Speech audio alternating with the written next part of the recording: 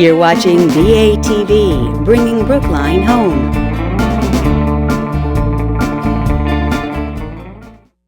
Why, everywhere you go, sunshine follows you. Everywhere you go, skies are always blue. Children love you, they seem to know. You bring roses up from the snow. Oh, the whole world says hello. Everywhere you go. Welcome to the Seymour Ziskend Show and All Ships at Sea, broadcasting from Brookline, Massachusetts, the United States of America. And here is your host, the one and only Seymour Ziskend. Take it away, Seymour. Thank you, Terry, and to all you wonderful people watching the show, great to be back with you again. We have a good program for you, one that you're really going to enjoy. And my guest has been here before. He's given you different programs of Romania, documentaries, and we have one for you at this time. The subject is Transylvania in Romania. It's a part of Romania that is so rich in history. It's so rich in what was created over the centuries. But I'm not going any further with that. I've got the man to tell you about it, and he is the consul of Romania and a very good friend. His name, and I better get it right, it's Dan Mancuso. No? No, we'll try. I'll say it for myself. Go ahead. Okay, Dan Dimancescu. Dimancescu. And that's a very familiar Romanian ending, Escu. Mm-hmm. And I like it. Dan, my pleasure. Thanks, and Seymour. my honor having you here. It's fun to be back, Seymour. Yeah, it's great having you back. At any rate, as I always say to you people out there, Dan, I'm turning it over to you. It's your show. You're the star of my show, so go for it. Well, thank you, Seymour. Quick background, I'm the honorary consul of Romania in Boston, a U.S. citizen and a Romanian citizen. I travel to Romania a lot, so what I'm going to share with you are some informal photographs of Transylvania and some knowledge I have about the area. And cut in with questions anytime, because something might pop in your mind. Just stop me and I'll answer your questions. But I think for your audience, it's always useful to have a map as a reference point, because many people don't always remember where Romania is or Transylvania.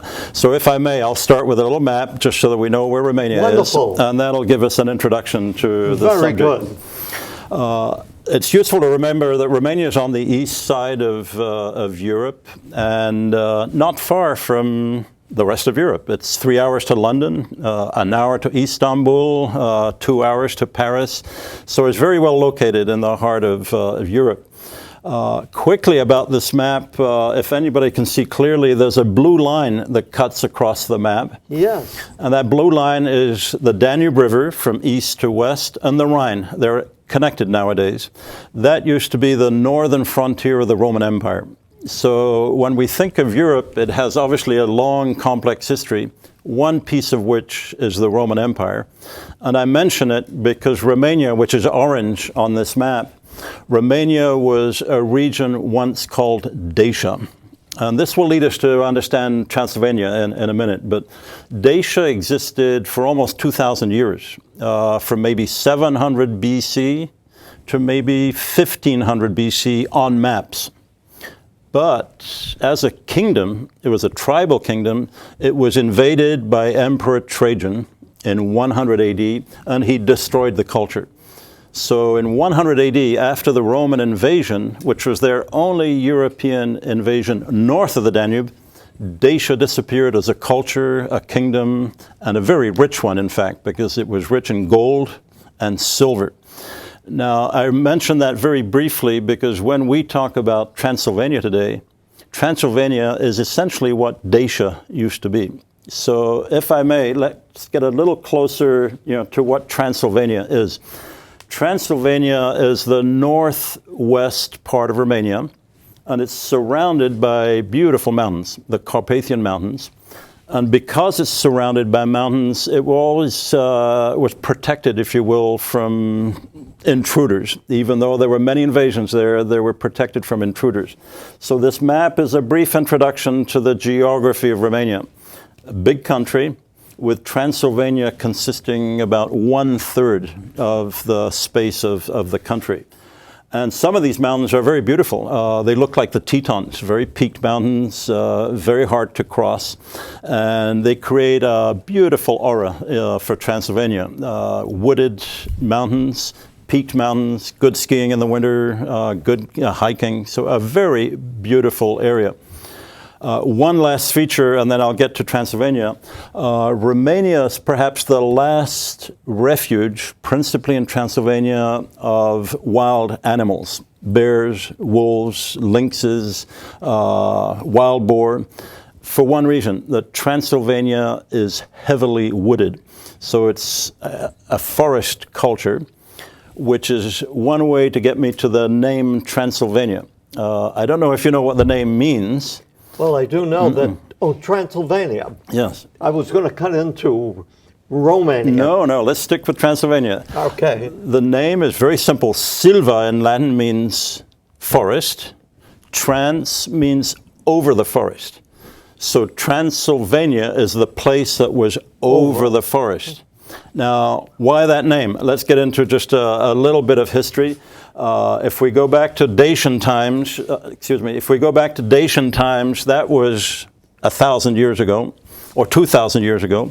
But let's jump to the more modern times, and the word Transylvania. There was something called the Holy Roman Empire in the Middle Ages, and that transferred over time into the Austro-Hungarian Empire. Now, at the time of the Holy Roman Empire, people began to be concerned about the growth of the Ottoman Empire. Though that was the Turkish Empire, the Ottoman Empire, as they were spreading into Europe. And they became serious enemies of the Western Europeans as they moved up into Europe. Well, during the Holy Roman Empire, and this is where Transylvania becomes interesting and is the part I will focus on while we talk briefly here.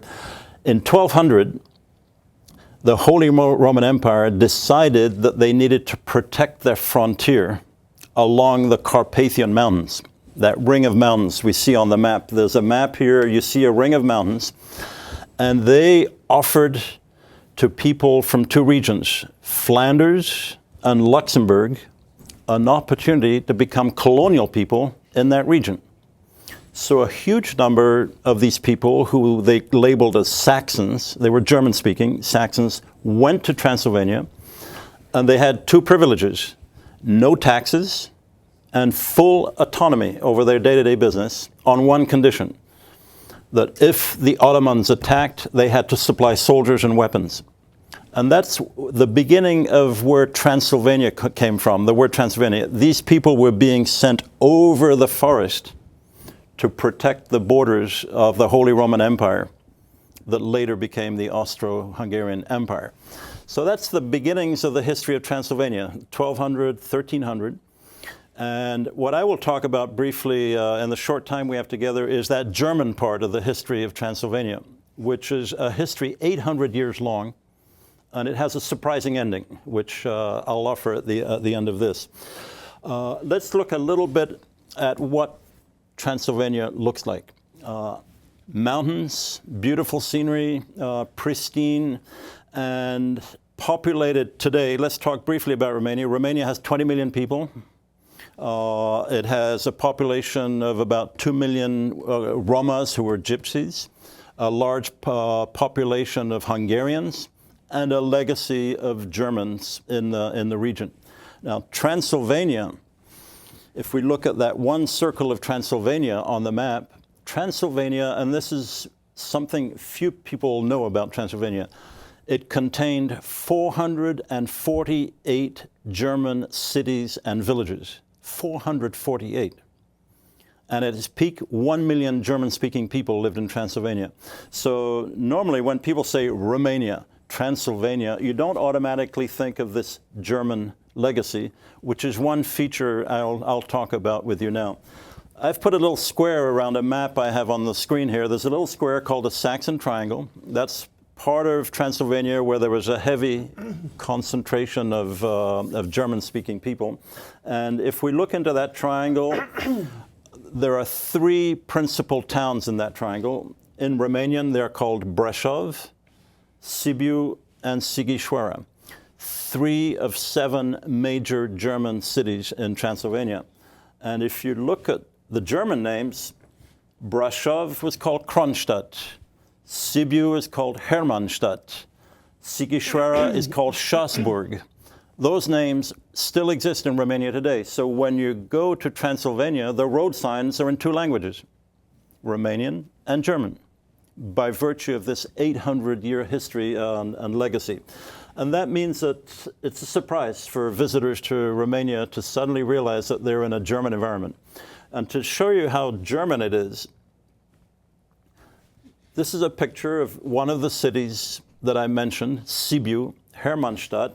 If you look at the architecture, it's medieval, 100% German, and an environment that hasn't really changed since medieval times. Are those buildings, do they date back to medieval times? These buildings would be 16th century, 17th century, but a lot of buildings have their foundations from the 1200s and 1300s, and I'll show you a couple of examples in a minute. So these buildings go way back. Now, if you look at what medieval Sighișoara, which is Strasbourg, looked like, this is someone's recreation of what the city looked like maybe 400 years ago. If you look at it today, it hasn't changed. It looked like that several hundred years ago. It looks like that now, which means that it's one of those few cities in Europe, and there are not many, that retained 100% of their medieval character. And that's one of the pleasures of visiting Transylvania. You're walking into an ancient medieval German environment. Not a Romanian one, because there are Romanian aspects to Transylvania. This is the German aspect of Romania. And tell me, their customs, are they still living the old ways, raising their families in the same way they did from generation to generation? Well, let me answer the question with what I said would be the surprise ending. Yes. The Germans lived here for 800 years. During the communist period, they were punished, primarily because a lot of Germans from this region fought with the Germans in World War II. So the communists punished them for that, and a lot were exiled or killed in concentration camps. But they retained their traditions almost intact until the 1980s. I think that's fantastic. Now, here's a surprising thing, which is partly German-Jewish part of the story. Under communism, Germans residing in Transylvania were sold to Germany for $10,000. A Jewish person was sold to Israel for $20,000. Now, why the difference? The communists said, well, you have to pay for your education. Jews are better educated than Germans, and therefore should pay more because they went to a university. But by virtue of this strategy, many Germans were sold back to Germany as German citizens, and Jews went to Israel. But it depleted the population, both of Germans and, in parentheses, of Jews, by virtue of this particular strategy of the communist government, meant to generate foreign income for the country. And that depleted the population. But your question, until the 1980s, the German population lived almost as though they were in medieval times. They did not intermarry. They wore traditional costumes. They were farmers, merchants, part of modern times, but very traditional in all other ways. Their architecture, if you look at this one picture, their architecture remains medieval in these towns. This is in one of the towns. You can see the beautiful architecture they had. And this is a town called Sibiu Hermannstadt. It's now become one of the most beautiful cities in Romania. I recommend to all visitors who go to Romania, go to Sibiu first. Beautiful modern airport. You can fly there from Germany. Beautiful place. And where do you stay? Do they have hotels, motels? They have everything. It's a super modern place now with a traditional layering. The building in this photograph that we look at here, the building on the right, which has a red color, is owned by the Luxembourg government in memory of the Luxembourg people who came to the region 800 years ago. And they have a beautiful little inn in there, wonderful little inn, good food, good comfort. So this is an example of Romania that people don't quite associate with Transylvania. True. This is the first cast iron bridge in Romania. I don't have the exact date, but probably built in the middle to early 1800s. And it's called the Liar's Bridge. And the tradition is that if you get engaged to a girl, you propose under the bridge. And it's called the Liar's Bridge. So that's a nice little touch. I'd like to add something to that. Those bridges were built so many years ago. Can we safely say hundreds of years? Yes. By people that did not have modern tools. I don't know how to exactly describe these people, but they were naturally born engineers. And think of what they created, and think of how many years it lasted. In today's world, they will build a bridge, and the bridge will start dropping slowly but surely. And yet, those structures that were built by, we'll say, primitive people are still here today, intact. Well, let's take the Romans. I mean, they left their buildings and they're almost intact today. But unbelievable. Seymour, I'll just dwell on one feature of Transylvania. I'm enjoying it. Something called fortified churches. Transylvania was invaded so many times over 800 years by the Slavs, the Turks, the Huns, the Mongols. The people in the villages had to protect themselves, and they did it in what's called fortified churches. They would build a church, Protestant, Lutheran in this case, a church, and they would build walls around it. The church tower was an observation tower, and in these churches, people had rooms where they would keep a food stock. And in the case of an invasion, they would live in that room with food and act as soldiers to protect the village. There are at least 200 of these fortified churches in the Saxon region. Beautiful, and many of them have been restored or are being restored. This is an example just of a medieval gate, intact, in a church that was probably built in the 1300s. And if you observe that gate, how well it was built, how sturdy. And in the picture, it shows how it survived. Correct. And the stonework, beautiful stonework. Some of these villages are on hilltops. I mean, some of these churches are on hilltops, with towers. And the purpose of the tower was to get a view in a long distance. So from the tower, you had a 360-degree view, and you could see the enemy coming. It's a very unusual feature. One village I'm intimately involved in is called Archita in Romanian, Arcaden in German. It was settled in the 1300s. Archita, Arcaden. And I'm involved with a foundation I'm a trustee of in restoring some of the buildings in the village. If you look at a picture from Google, the village looks completely medieval. Each property is a farmer with a slice of land behind it, and in the center of the village is the fortified church. And in this case, this is what a church looks like.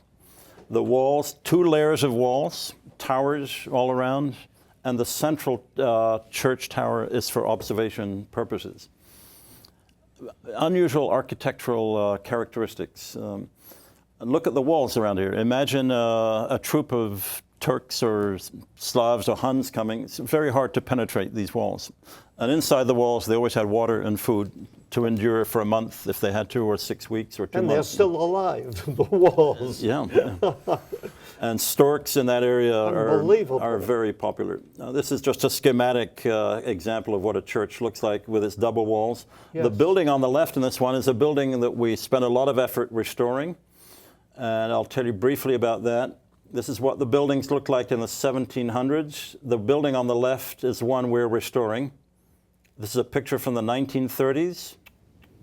And this is what it looked like 5 or 6 years ago. The building on the left was beginning to deteriorate because the Germans had left. These buildings were abandoned for maybe 20 years and deteriorated very fast. Can I ask you a quick question? Mm-hmm. How were these buildings or homes, whatever, heated? Well, with wood fireplaces, German-style, tiled fireplaces. So they're still using the old fireplace. Well, this is a lumber-rich country, so wood, was, and they still use wood for heating. Mm-hmm. Now, we're restoring this building, and that's being done through a foundation based in London called the Nobrega Foundation. This was the communal house for the village, and it was in very bad shape. The communists turned it into a depot, filled it with concrete. All of that had to be removed, and we've now created very beautiful spaces inside, recovering the brickwork, etc. And this is what it looks like now. So if you go back 3 pictures, the building now has a new life. And what you'll discover in this is that we had a very special guest a couple of years ago, Prince Charles. Really? And he came back 3 weeks ago. I was there 3-4 weeks ago. We met again. And we have donated that building to Prince Charles as the headquarters for all his activities in Transylvania. He comes there once a year, and he has several properties. Here he's talking with an Italian friend of ours. And here we're on a deck just having a nice little lunch with Prince Charles, talking about fortified churches in Transylvania. So I think I'm getting close to maybe the comments I wanted to share with you, but this was a real highlight.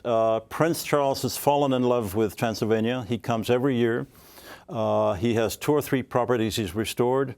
And this village where we're doing our restoration work will become his administrative base for everything he does in Transylvania. And he's very dedicated to organic farming, arts and crafts, those kinds of things. So it's a wonderful, wonderful experience. And that's Akita. Arcaden, yes. Right. I'll close because my time may be running out here with something called the Bran Castle. I haven't mentioned one word which everybody associates with Transylvania, which is the word Dracula. You've heard that word before. I didn't mention it. I'm glad you didn't, and I'll only mention it briefly. No, you go right. His name is associated with a castle where I, in fact, have a very beautiful home I built right nearby, a country home. But this is the Bran Castle, which the communists label as Dracula's castle. And really? Today it looks like this. It's actually a fortress, less than a castle. And a beautiful building that served over probably a 700-year period as a fort on the border between the Austro-Hungarian Empire and southern Romania, Turkey. And this corridor where this was a fortress was a major commerce route. And at this position, you had to pay a tax. So they needed a fortress, and this is what it turned into. Tell me, is it being lived in? It was lived in, and the person who lived in the castle, it was donated to Queen Marie of Romania in 1928. She became a very popular personality worldwide. In America, she was like the Lady Diana of Europe when she came to America, received with ticker tape parades. Is that her on the screen? This is Queen Marie. And she made her country home in the Bran Castle in Romania, she was an which is Transylvania. Lady. Beautiful lady, extremely intelligent, very eclectic. She's considered one of the first modern women of the 20th century in her behavior. Very modern, very traditional, very spiritual. and loved around the world. So anybody who's older than 80 will remember Queen Marie of Romania. And she made Castle her home and made it beautiful, elegant, beautiful, well furnished. The first electric elevator in Romania was in the castle, so those kinds of things. Beautiful, beautiful place. And in the winter, it has its own charm even in the winter. A few years ago, the castle was recovered from the communists by her descendants, the Habsburg family.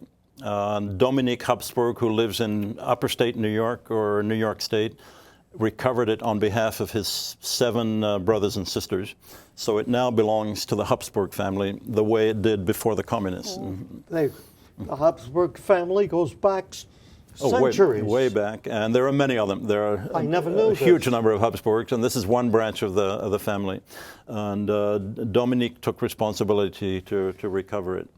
So, Seymour, that's my brief introduction to Transylvania. And for a closing shot, this is the Danube River, which I started with, the border between the Roman Empire and Dacia. So Rome was on the left, Dacia on the right. And Dacia is what eventually turned into Transylvania. So that's a part of my story, and we could talk a little bit more about what's happened, in that region now, if that interests you. Mm-hmm. Well, let me say this to all these people watching the show. The information that you're getting from Dan, my friend here, who is the counsel, is not being taught in schools. The information you're giving me personally, I could go back over this and listen to Romania's history continually. It's so involved, it's so interesting. Well, it's interesting, and what great people. As Americans, we're so far away, it's reasonable that we don't know much about Romania, but even West Europeans don't know much. Now, I'll give you one little facet that's a real surprise. And it connects to New England. During the Reformation, which is in the 1500s, when the Protestants broke away from the Catholics, Transylvania was the place where people found a refuge, a tolerant place. And you know what church was born there? The Unitarian Church was born in Transylvania in 1566. Unbelievable. And now is richly attended in New England as a legacy of that era. Well, to all you people watching the show, our time has gone by, and we only have about maybe 1 minute or a half a minute left. I do hope all you people enjoyed the show, and without a doubt, Dan, Seymour, you're coming back. Well, we have so much to talk about. And you're a tough guy to deal with because you get me to come back again and again. Right, thank you, Seymour. And that is, watch our next show, because he's going to be on this show again and again. Romania is not a large country, but it shares so much of the past and the present. There's so much I do want to talk to you about as far as the culture of Romania. Cultures have been changing over the years. And before I thank you before I thank you for being one of the greatest guests, and you're welcome to come back and come back again. I look forward to it, Seymour. Thank you. I do want to ask you one question.